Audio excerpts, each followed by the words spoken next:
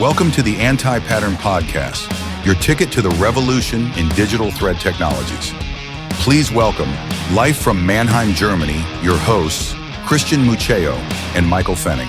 Hello and welcome to the 25th episode of the Anti-Pattern Podcast. Today, Michael and me are again sitting in Mannheim at As usual, at a, I would say, cloudy winter day.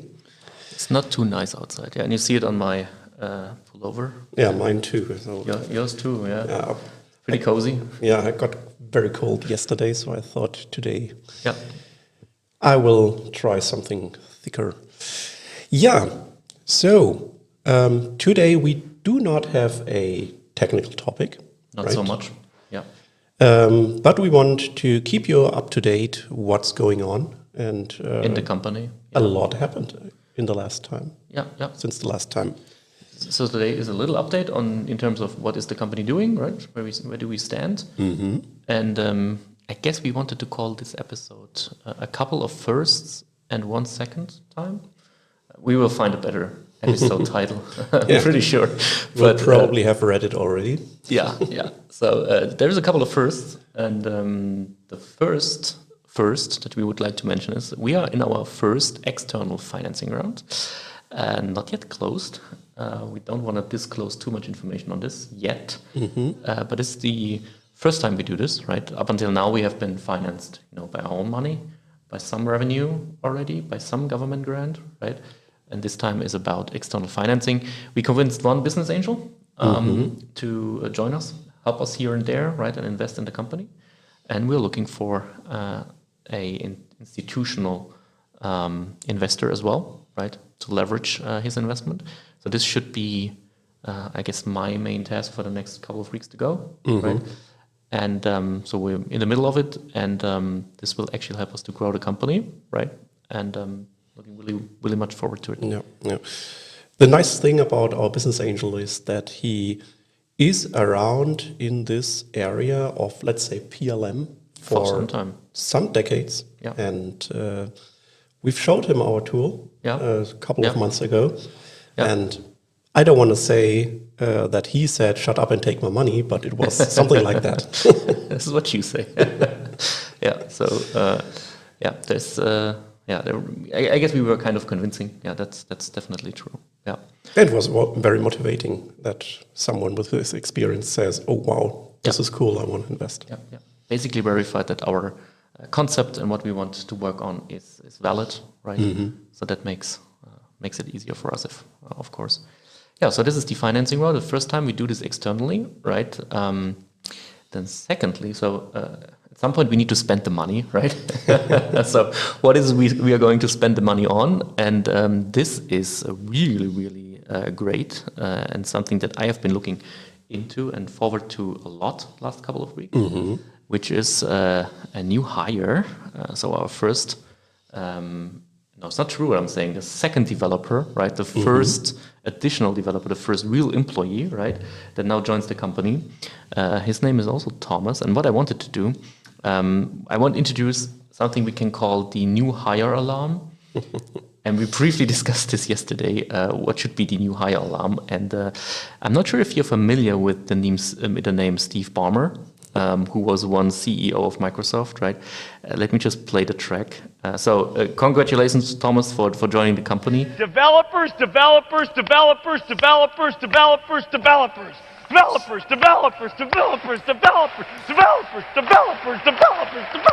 Yeah. And I think we will hear this alarm quite a lot in the next months. Hopefully. Much more often than any other new hire alarm. So the hirings in near future will be mostly about developers. True. And he joins Christian's team, the CTO office, so to say. And obviously we will hire developers in the next couple of weeks. It's the main thing that we want to hire, of course. But you do not sweat as much as Steve Ballmer did on stage. Not yet, at least. Not yet, at least. Right. So we will paste the video of Steve Ballmer. This was like end of the 90s something, or beginning of 2000. Where, this one 2000s. conference where he was on stage. He was a strange guy, and very enthusiastic, but a little strange. So yeah, so this is going to be our new hire alarm for the time being. Right. What else? What is Thomas then going to be working on? Yeah, so Thomas will also be a backend developer, that's for sure. And the interesting thing is that within the last year, with our first Thomas, it was, I won't say it was enough. I will not say it was one person was enough for the task, but it was very, what it did build one brick on each other. So we could not really parallelize work. So and therefore not scale. Yeah. And since end of last year, we have reached a point where we can split up things, where we can parallelize tasks. And this is a real good point in time where the second Thomas now joins us, and we will gain a lot of speed in our development, I guess. Yeah. So he's going to be focusing on the backend, of course, right? Because backend we are a backend heavy application, right? So no surprise. We need a lot more capacity in the backend development. And this makes Thomas 50% of the names in the company. So Christian, Michael, and 2 times Thomas, basically. And I guess those 2 Thomases will split their work, that the original Thomas will work on the meta model part, on the meta model part, and the other Thomas will go into the API part or the modeling engine part. Right. And there's a lot of stuff still to do, of course. Oh, yes. We have a ton of ideas and input from customers, which brings us to the next our first pilot customer. I guess we have already been talking about this. I'm pretty sure. Today we can disclose a little more, right? So we had the kickoff 2 weeks ago with that particular customer, and we wanted to share at least a little bit of information about the use case. So you started preparing an admin guide and the first training for that customer to really work with our tool. So what's the use case about?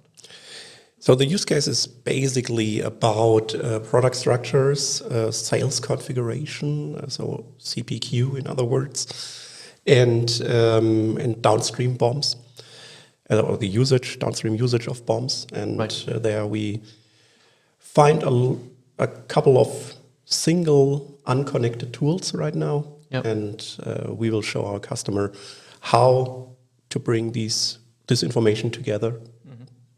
Using the modeling engine, using all of the back-end functionality that you need to actually model your data and add and configure what we deliver as standard, right? And there's always this negotiation between us, the customer, and others, right, stakeholders. What is going to be ending up as standard functionality, standard tool, right? And was this left to be so specific to one particular customer that it's configuration and will be configuration for the time being, right? So this is always an interesting process, right? Because it's always a back and forth, right? And so this gives us the chance to learn a lot, right? Absolutely. Yeah.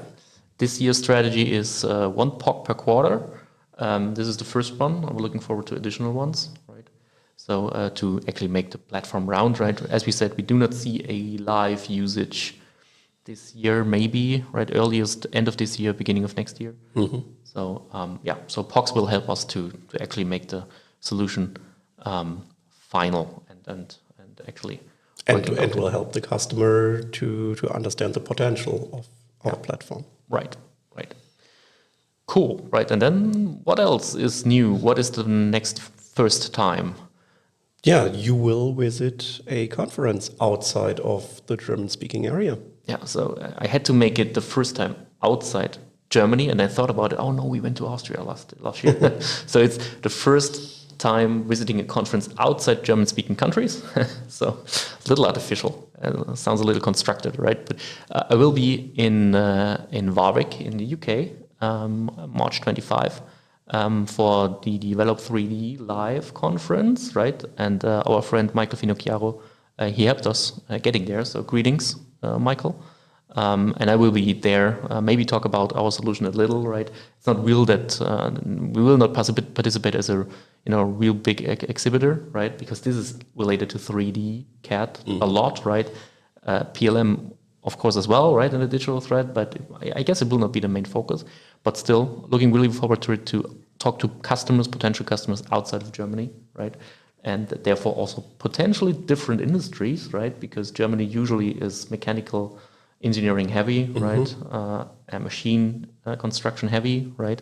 Let's see what the UK is strong at, right? I assume automotive here and there, right? And aerospace definitely. But let's see, right? So this is going to be March 25th when I'm going to be in UK, and then also in March, the last first. Yes, we will be part of the Thinkubator program. Right, it's 1 week.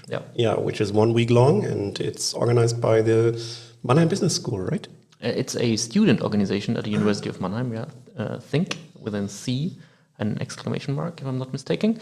Right, so they will help us in that week to streamline and work on social media campaign, our online representation, right? So what are we doing to reach out to you folks, right? So there is a lot of stuff to do still, right? We use the podcast, obviously, as a marketing instrument, because for us, it's the easiest way to do it, right? It's just talking about stuff and then bring it on air, right? And there we need additional things, of course, right? In terms of social media, in terms of the website, in terms of content, right? That we can provide to make people understand what is it that we're working on, right? And how does the tool work, right? What is our company strategy, and how can you work together with us, right? So this is also happening in March. And then, last thing? Yeah, last thing is a second. The last thing is the second time. Yeah, we will participate again in the Prostep iViP Symposium. Right. This time not in the startup competition, but we will have a booth there. Right. And this time's symposium is located in Frankfurt. Right. It's taking place on April 14th and 15th. Right. And I'm also looking forward to this event, because last year it was very positive for us. We made a lot of new contacts and also... We won the award, man. Yeah, won the award. We won the Startup Award, right? And Yeah, so we're looking forward to this symposium again. So if you are around, come to us at the booth, talk to us. This is actually for us a home play, so to say, right? Not sure if I will take a hotel room there or not, right? It's 45 minutes from here, right? Maybe an hour for you, but so it's not far away, and this is actually very, very comfortable for us in the moment.